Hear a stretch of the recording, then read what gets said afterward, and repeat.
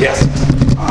I noticed how you talked about the farmers and the economy, but I just wanted to let you know that there are a lot of felons and children that have graduated high school that are encouraged to vote. But what we're missing is, what is people like you, if November comes and you win, how are you going to address the police brutality? Because it seems like every politician is this, they're not addressing it. And I'm a black person, I'm sitting here to support you, but that's one of the main things, like Trayvon Martin's mom and Mike Brown's mom, they all been to Congress to fight with the Supreme Court, and it's still this blown under the rug. And like I was telling a few ladies here, I work under Medicaid. I work for America Plus. So my 40-hour check is $260. That's what I bring home a week. Right. And I go to work. I'm not on welfare. Right. And I'm barely making it. Right. Covington is an easy place to live because it's cheap here. And I was able to get my daughter out of school, but I had to work 3 jobs. Right. I was turned down for the Medicaid and the food stamps because I got paid every week. I worked for 8 years, never called in. They gave me a 10-cent raise. Their excuse was because Medicaid don't have an expansion. And I'm fighting for you. I'm in the black communities. I'm getting ready to walk with Kathy Putnam Saturday for you. But I just don't want you to forget about the black people, because we're here for you. Oh, thank you. And I won't. I truly believe I won't. And by the way, we are working on, just so you know, some of our town halls, most of them are like this, they're just wide open. Right. But some of them are focused on a particular issue or group of people. So we just did one on black lung. Right. Had a bunch of minors after that. We're doing one tomorrow evening on millennials. Right. And we've got one brewing, maybe Meredith knows the date. It's going to be focused on the African American community. It's going to be in Christiansburg. Right. So just so you know that. It's sometime in October, I think. Sometime in October. But look at our website, look for that. But here to your question, a couple things. So first off, for the African American community, for the Latino community, and for the wider community, part of solving a lot of these problems is having a much, much better economy. Right. I mean, when you lack economic opportunity, then people are stuck either like yourself in jobs where you can barely get by, or no jobs, and with that comes a lot of other problems, from depression to drugs to neighborhoods that begin to crumble. Right. So the basis of so much of what we need to do is we need to make sure that we get real prosperity, especially in communities that haven't had it for many years. You know, something that people don't know is that owning homes, that's been the American way to build wealth. I mean, for ordinary people, not for rich people. And they turn you down. Absolutely, absolutely. So what a lot of people don't know is that back in 1934, when we created the Federal Housing Administration and kind of launched home ownership for ordinary people, right. From 1934 until 1968, it was in our federal code that realtors and lenders were strongly encouraged to discriminate against people. Oh yeah, because Absolutely. I work for a man with the deed right now, and this deed say do not sell this house to a Negro. Yeah. And I read it with my own, the original deed. Right. But like I say, I'm not trying to make it a racist thing, but as I look at the TV and I look at people going to Congress asking help, Right. help, you say everything, the economy, the farmers, the loan workers, but it's like when we hit that Washington D.C., oh, it's bad. Right, you know, we're not bad people, but it seems like we have to protest, and then when we protest, we're made out to monsters. That's all we know. Sure. So I guess I'll wrap it up. So on the one hand, I think it really is partly an economic issue, and we have to recognize that part of the reason why there's such a huge gap in wealth between white people and black people is that housing thing. That's part of it, along with discrimination, of course, other forms of discrimination. So, but to your question about violence, in police violence towards black people. So this is something that is torn me up ever since it kind of hit the news about 6 years ago when we first started seeing these cases with video. Yes, sir. What I can tell you as an encouragement is that we were beginning to move in the right direction towards the end of the Obama years. It took a while. It took a while. We were not making any great steps, but we were doing a couple things. We were starting to decriminalize some forms, or at least reduce the criminalizing of drugs, which is one of the big things. Second thing we were starting to do was to reinforce community policing. We know the community policing works in most places. When the cops and the sheriff's departments have the incentives and the training to be in the community, with the community, part of the community, and to be trained in de-escalation instead of militarization, you get much, much less bad outcomes, much less violence. Unfortunately, under this administration, we've gone right back under Jeff Sessions towards rearming the police to the teeth and also to sort of do away with community policing. So, again, it's not an easy solution, but I think what you can do at a federal level is you can provide funding and you can provide incentives so that that's what local cops and sheriff's departments have, is to do more community policing, more de-escalation training, and more embedding in the community would be part of that. That, along with kind of economic revitalization, should make a difference, and I'd work for that. Yes, thank you. Yes, ma'am. Yes? Could I ask you about your feeling about Obamacare? I'm a physician, volunteered for the free clinic, and free clinic is now closed in this area, and mainly because people got insurance from Obamacare. I know there are a lot of flaws with it. It should have been corrected and not thrown out.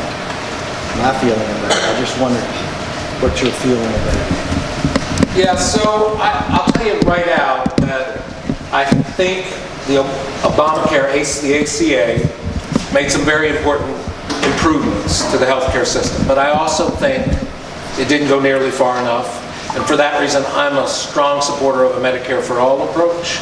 I don't think that it necessarily would be the exact model that Senator Sanders has put forth, which is kind of everybody gets it for free, everybody gets it all for free. I would like to see a Medicare for All approach where as we have ability to pay, we do pay into the system with monthly premiums, so that everybody on Medicaid now would surely get it for free and maybe a little bit further, but beyond that we begin to pay in perhaps up to 10% of our income to help defer the cost of Medicare for All. But I think we can create a Medicare for All system that addresses the gaps in the ACA, which is we still have tens of millions uninsured, and then we have a lot of people like, of course, we didn't have Medicaid expansion. We're about to get it in January of this year in Virginia, which will be a good thing. But then there's a whole bunch of working people, and I'll put myself in that category, that pay a fortune every month for very bad quality care. That's what I have. I'm one of those people. $10,000 a year. I pay more than $10,000 a year in premiums, which is a huge chunk of my income for a policy that I'll never use unless I have a serious, serious illness or injury. What kind of a healthcare system is that? Who's getting that money? I ain't getting it back. And millions of people are in that boat. So, you know, the ACA provided coverage for people with pre-existing conditions, an incredibly important thing. It allowed young people to stay on their parents' policy. It extended Medicaid. It did a number of good things. But I think it's time now to quit just trying to stop the Republicans from eliminating it, and to be bolder and to go for a Medicare for All system. Yes, because I would be targeted because my Obamacare, I never had health care. Right. Until he came with it, and I paid $56 a month for me and my daughter. Right. And if they take it, I'm screwed because nobody's going to use it. Right. Whatever, if we get the support, and by the way, there's a lot of people, including in the 9th District, that are supportive of Medicare for All. But in moving to that system, we'd have to make sure there isn't some sort of gap that people who are now on the public exchanges for the ACA would fall through the cracks while we're building this new system. We'd have to make sure that doesn't happen. And by the way, as a physician, I'd be very interested in your opinion about that. We can talk offline.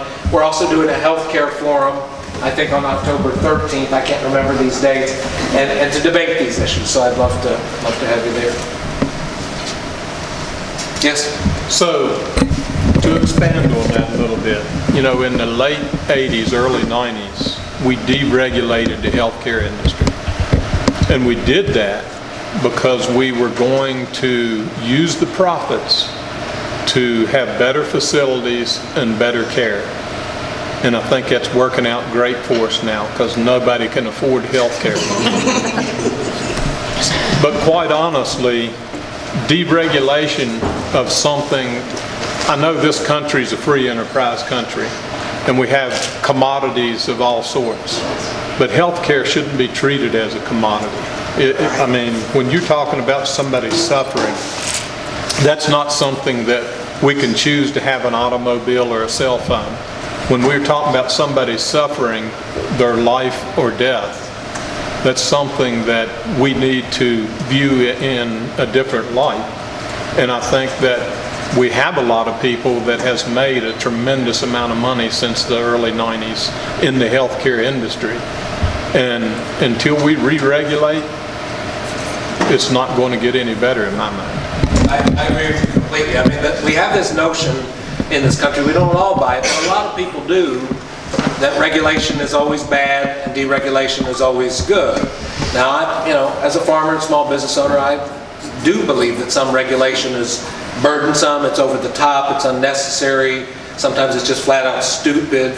But in a general sense, we create regulations to level the playing field, to make sure that people, whether it's workers in their workplace, whether it's people getting their health care from hospitals and big HMOs, we create them. Again, I would like to think that it's possible to design a Medicare for All system, which would be voluntary. If somebody, is working for a company that's providing Cadillac private insurance and they want to stay on that, more power to them. But I think most people would opt into Medicare for All, and I'd like to think that that Medicare for All system, which would take a lot of the profit out, because that's a big part of the cost. Right now, Medicare overhead is somewhere around 3%, I believe, of 3 cents out of every dollar when you're paying into Medicare, whereas in the private insurance, it's closer to 20 cents, 18 to 20 cents. A chunk of that's profit, a chunk of that is administration.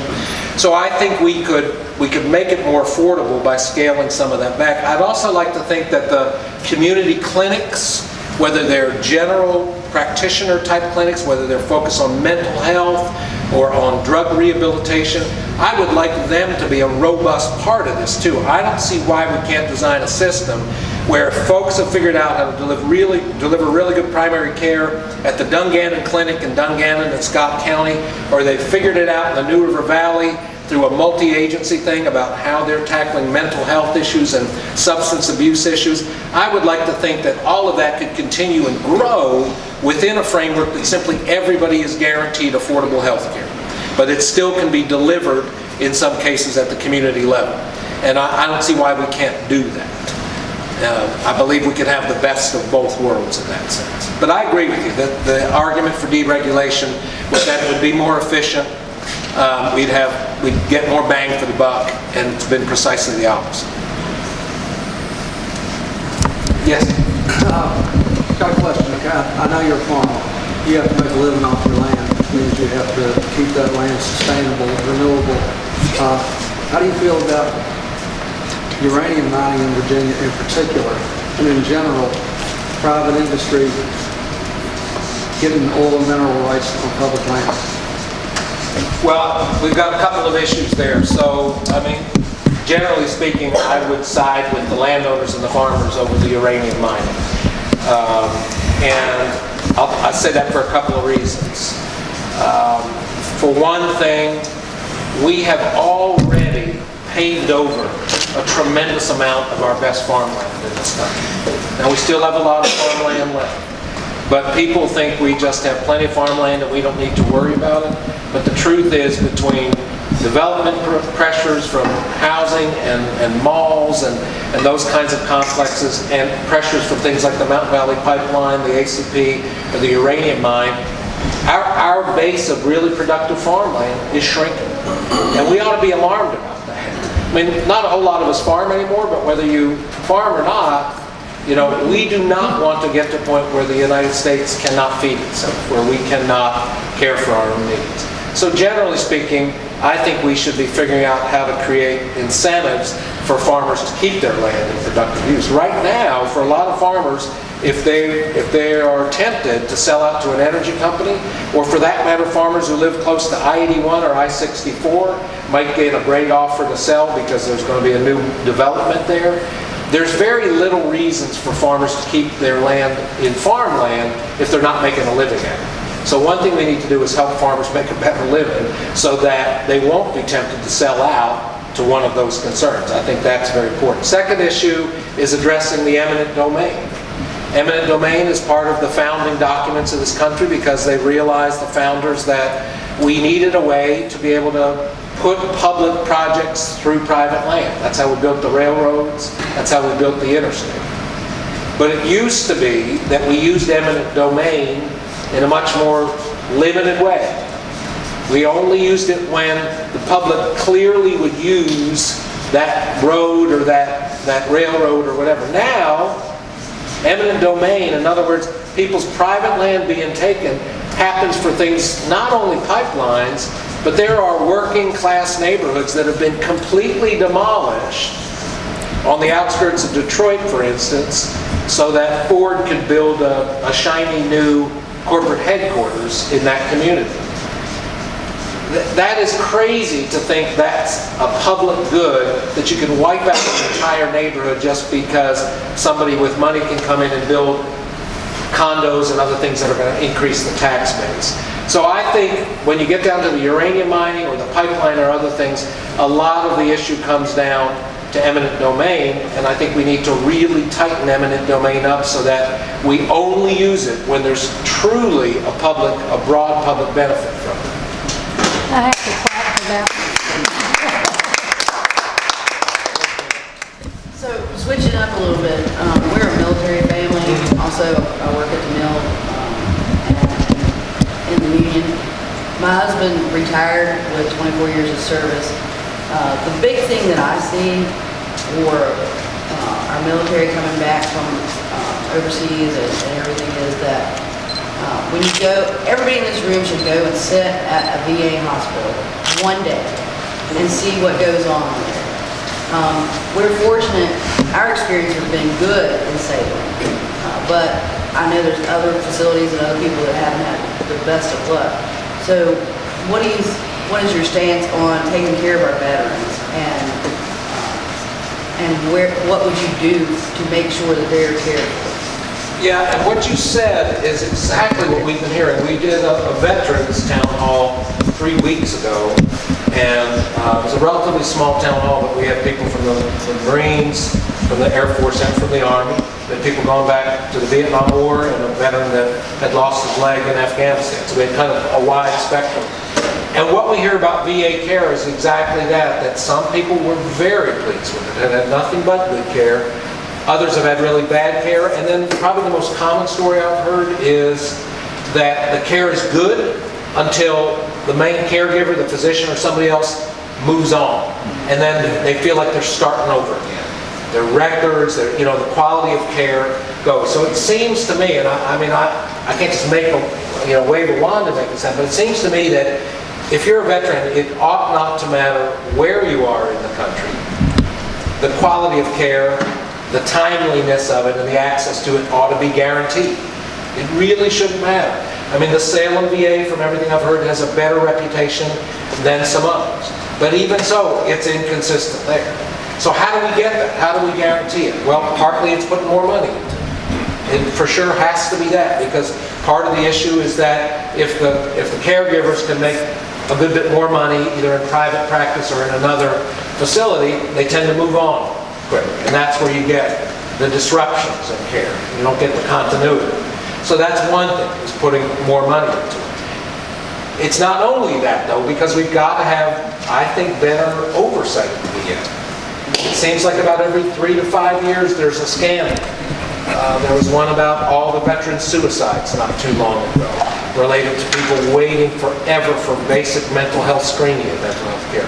Whatever it is we keep getting at, I know it's a huge bureaucracy, but it still seems like we ought to be able to have better oversight so we don't let those things happen. I do know that Congress passed, I want to say 2014, I'm not sure of that, but not long ago, It was a bill called Veterans Accountability Act, something like that. And it took a pretty good chunk of change, several $1 billion, and it was supposed to target it to the VAs where they had the longest waiting lists. Because some of them, people got through pretty quickly, and others, they were backlogged. Then 3 years later, they looked at the results of that, and a lot of the money went to VAs that were already doing perfectly all right, and the ones that had the backlogs and the long waits for care, they didn't get it. So if we're going to spend money, we want to make sure it gets spent in ways that's going to benefit veterans. So I think fundamentally, again, it is going to take more money to ensure that care, but I think that at the same time, we've got to make sure that money is spent in the right way. So one of the things that I think they have done that makes it a little easier is you don't have to drive so far to a VA facility in a lot of cases. So it would be great if we didn't have to drive an hour and a half from our house to go have the checkup and everything. So if you could have some program that says you can go to your doctor here and the VA will take care of it. I'm not sure. I think we've moved in that direction a little bit. Yeah, don't they call that the choice, the Veterans Choice Program? Yeah. Yeah, and as I understand it, that's exactly what it is. What's your sense of how well that's working? Do you know much about that? VA has got a lot better since, I'd say probably in the last 6 to 7 years. Okay. It has got better. Good. I mean, with your physicians, therapy, guys when we sell VA, I've seen them do therapy in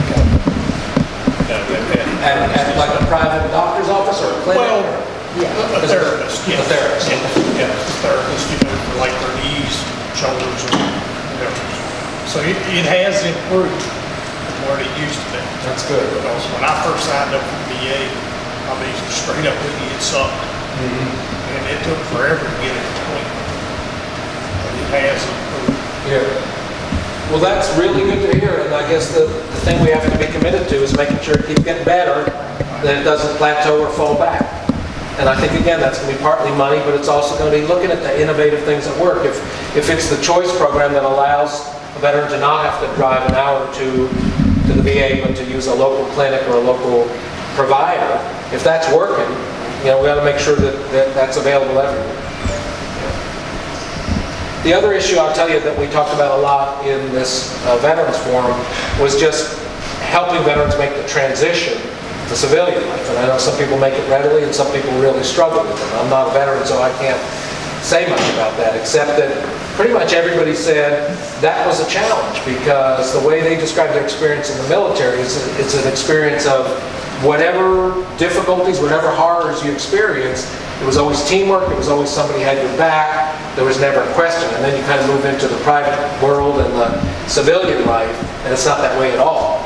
So that one of the veterans suggested a thing that there ought to be, just like you have boot camp going in, that there ought to be a 3 to 4 month kind of transition training out at the end of every service member's time, so that you go through everything to get reacclimated to civilian life. I don't know if that makes sense, but it seemed like a pretty solid idea. I actually took a year off for myself to get back to reality.